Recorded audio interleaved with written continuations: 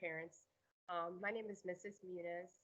I am the ESOL language arts teacher here at DeLand Middle School. First, I want to thank you for all of you for logging in and tuning in. And I also want to thank my students for your hard work and dedication during these unprecedented times and having to adapt to different methods of teaching and learning during this school year. So today, before we dive in and I show you specifically what is it that we do on a day-to-day basis here at DeLand Middle School and during the language arts class course, I will be showing you different platforms that the students access to be able to have full access to their academic content. We will also see together where you can specifically contact Ms. Muniz for any questions or concerns, where to access the grade book to keep up to date with what the student has currently in the language arts class, and what assignments are also provided during each week to keep in the know. So for all of these tools and resources and apps and platforms to access, it's very important for us to first recognize the vPortal platform is the main platform that we utilize during instruction and here during Mrs. Muniz language arts course. So let's dive in and see how that specifically looks like.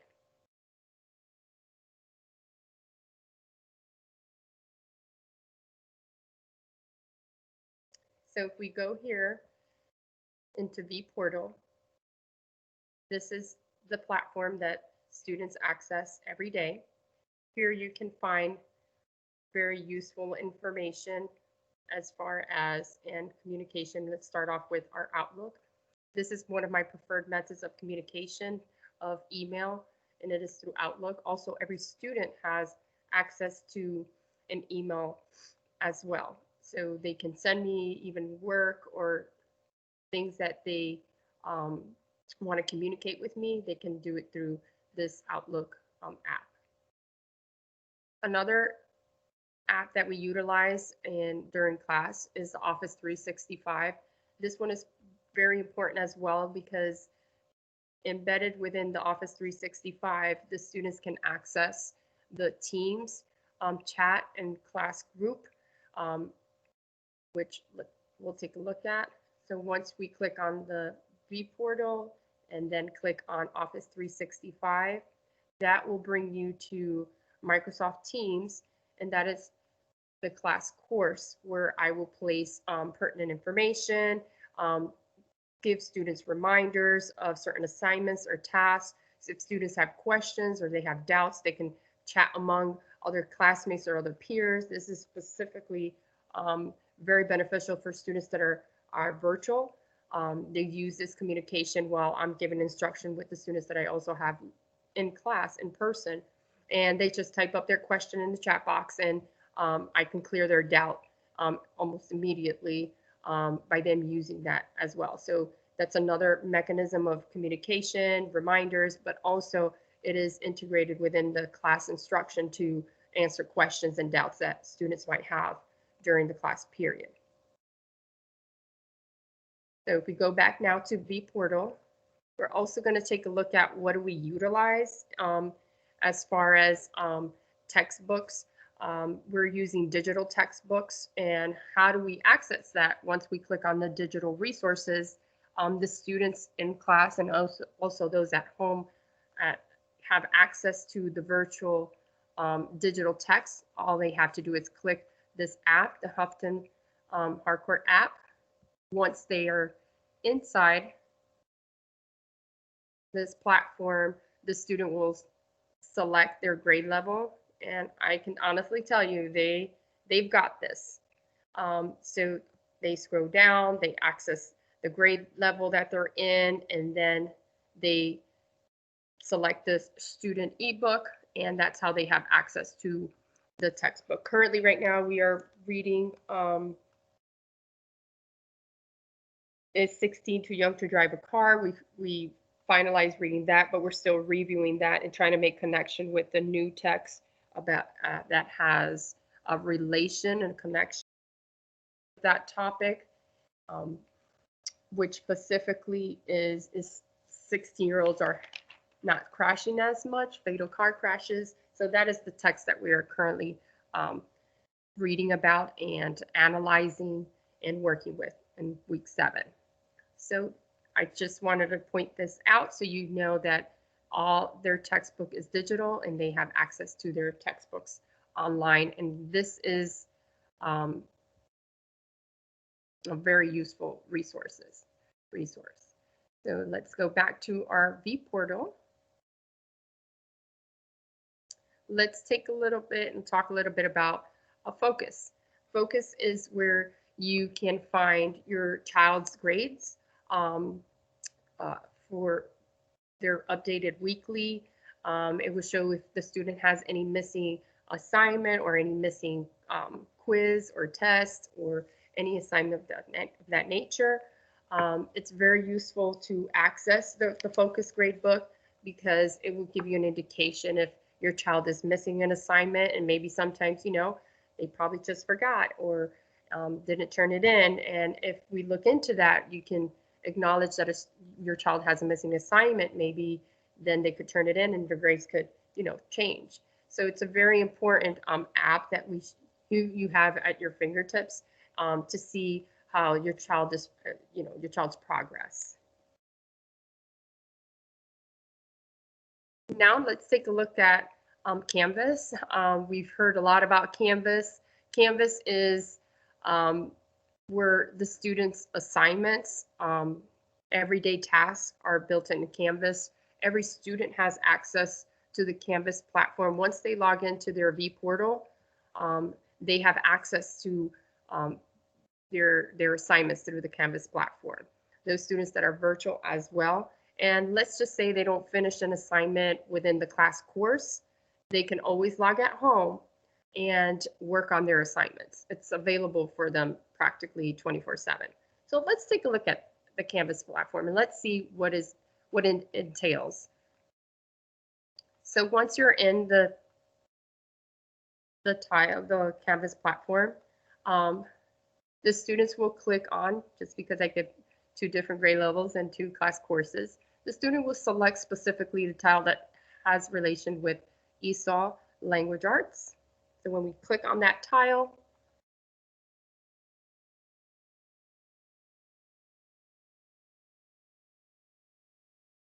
so here you will see a little bit, a brief insight of a little bit about me, which is about your teacher, where you can find out some information, some useful resources, what are the student expectations, how to navigate through Canvas. So let's just say if student's having a little difficulty and needs to see, it has very useful videos and some nice tips on how to navigate through Canvas. But I can honestly say these kiddos, they're doing a great job. They're really navigating through this platform pretty successfully. Additional tips and learning content. So this is where I place, and the student already knows how to access it. That's where I place all their modules, all their assignments, their quizzes, everyday content. So let's take a look first a little bit about your teacher.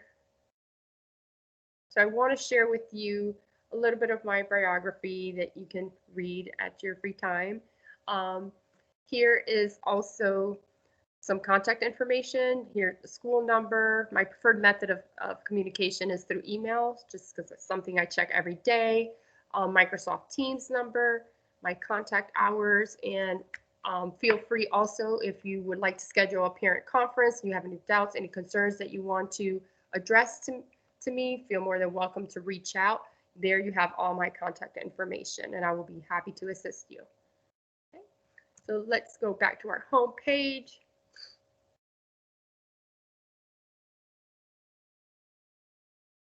In the classroom resource tile, here the student has some helpful resources that they can access. Little click on the links and videos to deepen their understanding when we're discussing text, complex text. especially with our language learners. So this is where you will access that information, of course, my built-in course syllabus. We go back to home. A couple of things that I do want to stress are the student expectations. So if we click on this tile, specifically, within my classroom, I just follow the school-wide expectations. So most importantly, be respectful to one another, teacher and classmates as well. Being responsible, just being on time, doing what you need to do, being safe. How does that look like? Wearing your mask, trying to keep our 6 feet social distancing during these times. And I would also stress the importance of always trying to have a positive attitude and a positive mindset to learn. Always be willing to try. I know it's not easy. These are difficult times, but with a positive mindset and working together, we can make this happen. So I really strongly encourage a positive attitude in the classroom, a positive mindset, and I can do every day. Let's go back, and now let's really dive in how it looks like within the student view of when they have their assignments, their tasks, and day-to-day assignments and activities.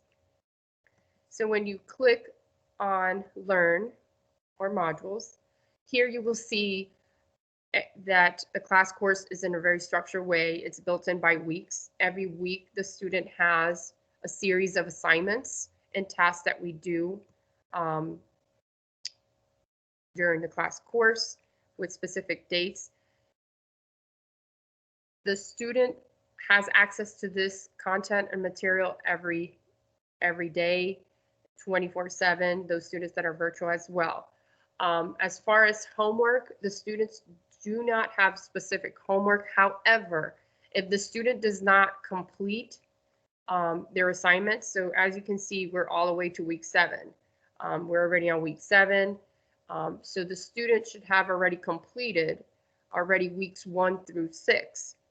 One way we can identify, so I already showed my kiddos, if they see a little red circle with the line in the middle, that indicates that the student has not submitted their assignment. I stress that a lot because sometimes the students will hover over and kind of covers it, not maybe intentionally, just probably to go to the next week. But sometimes if they just close it out, kind of hide it, then they might sometimes forget that they did not complete an assignment, and then it will be missing.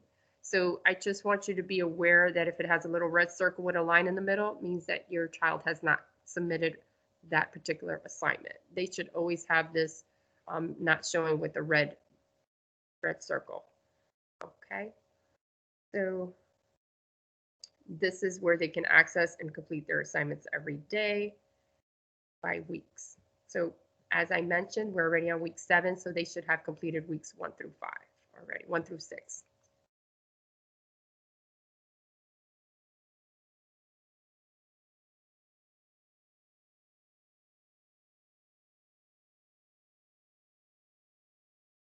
Okay, so that is basically it. Once again, I want to thank you for joining me today. And if you have any concerns or in regards to your child's progress, anything specific needs that you would like to discuss, I am more than welcome to sit with you and chat with you and see what we can do together. So thank you once again and have a great evening.